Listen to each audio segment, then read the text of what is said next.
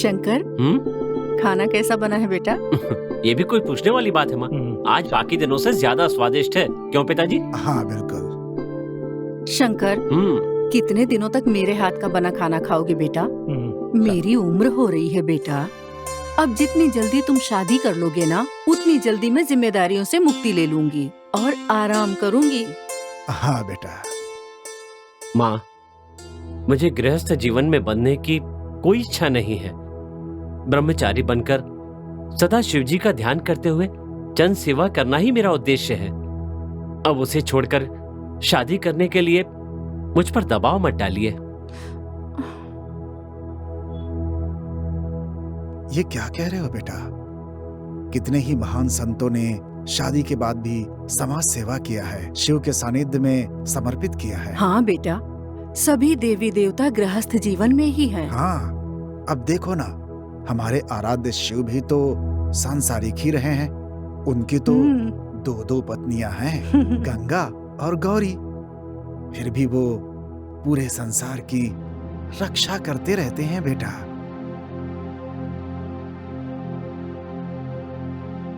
शंकर, तुम्हें उमा से शादी करनी ही पड़ेगी। माँ, अब कुछ मत कहना, तुम्हें शिव की सौगंध। शिव शिव शिव की सौगंध देकर आपने मुझे विवश कर दिया माँ। जो भगवान शिव की इच्छा वही होने दीजिए। जैसी आपकी इच्छा माँ।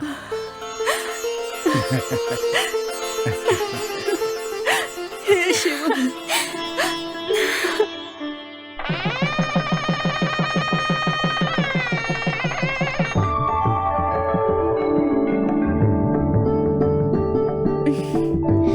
सदा सुहागन रहो, 100 सालों तक सुखी रहो, साथ रहो तुम दोनों।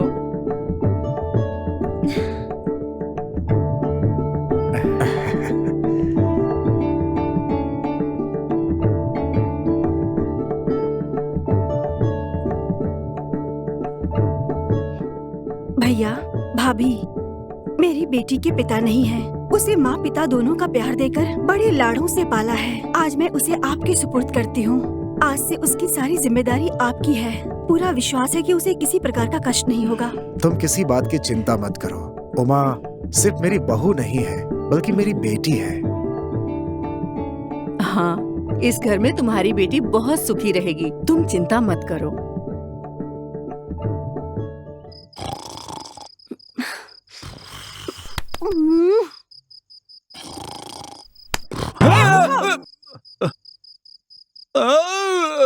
अब तुम्हें क्या हो गया?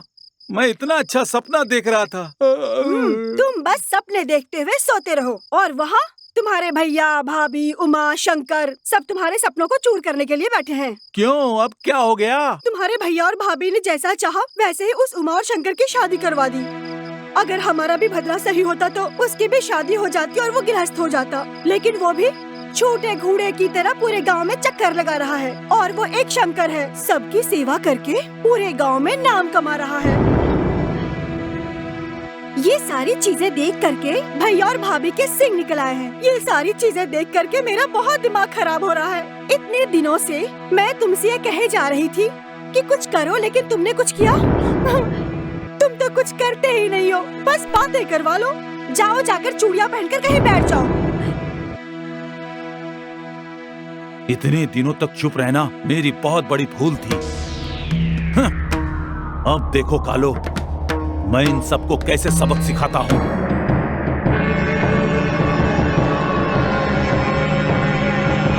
ओम मुंडमालिनी, जय भैरवी, जय काली, महाकाली, पाताल भैरवी। तुम जैसा चाहते हो वैसा ही मैं शिव प्रसाद और उसकी पत्नी पर दुष्ट शक्तियों का प्रयोग करके उन्हें कष्ट देकर उन्हें अपाहिज बना दूंगा। आप यह कर दीजिए, काफी है। हम लोग आपको जब तक जिंदा हैं तब तक कभी नहीं भूलेंगे। आप जो भी कहेंगे हम वो देने के लिए तैयार हैं। जाओ जाओ। जय भद्रकाली।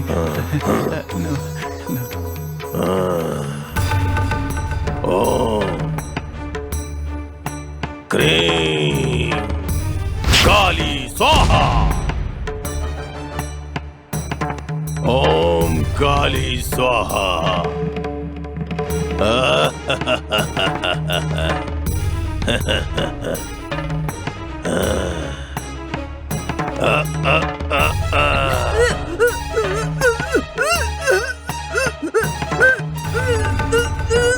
और अब शिव प्रसाद।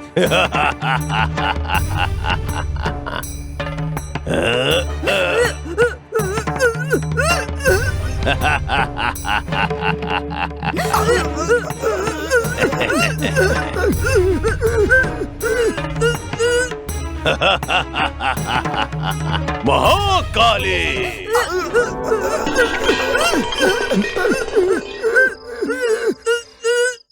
उमा, हाँ माँ पिताजी के कमरे से आवाज आ रही है।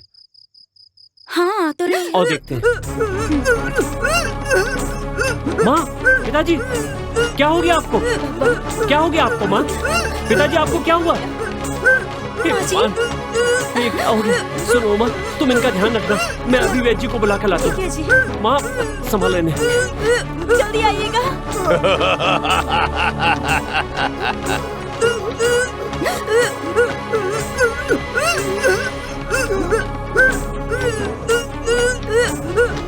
बाबूजी, सब कुछ ठीक हो जाएगा, थोड़ा सा रखिए।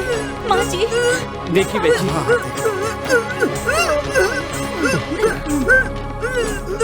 माँ, जल्दी माँ। देखिए, देखिए। क्या हुआ आपको?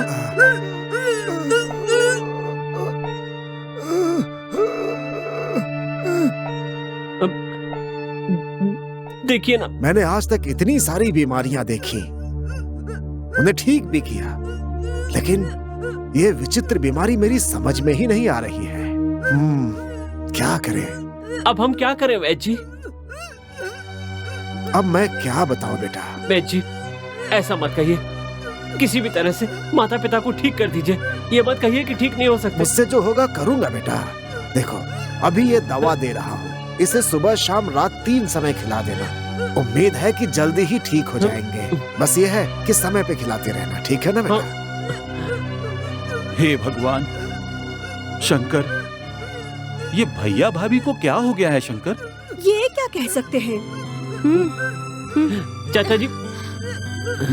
बाबूजी, आप जल्दी ठीक हो जाएंगे। माँ, ये सब क्या हो गया माँ?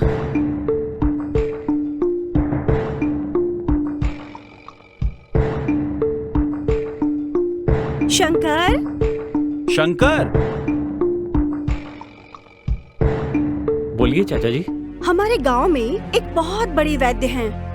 कितना भी बड़ा रोग हो वो ठीक कर देते हैं, लेकिन वो किसी के घर नहीं जाते, बुलाने से भी नहीं आते।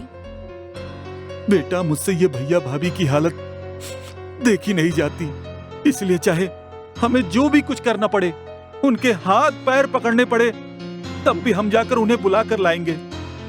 ठीक है चाचा जी, आप हो आइए। इनका ख्याल रखना।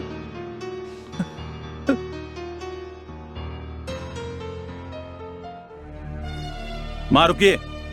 क्या हुआ? मेरी शादी कराने के लिए ही जा रही है ना? हाँ। फिर वो शंकर से क्यों कहा कि हम चाचा चाची को बचाने के लिए वैद्य के पास जा रहे हैं? अरे बेवकूफ, अगर उन्हें पता चलता कि हम ऐसी हालत में शादी करने जा रहे हैं तो पूरे गांव वालों को शक हो जाता। इसीलिए उनसे झूठ कहा कि वैद्य बुलाने जा रहे हैं, ये कहकर के शादी के लिए जा रहे हैं। ओह अच्छा, तो ये बात है, मेरी समझ में नहीं आया। चलिए चलिए चलिए।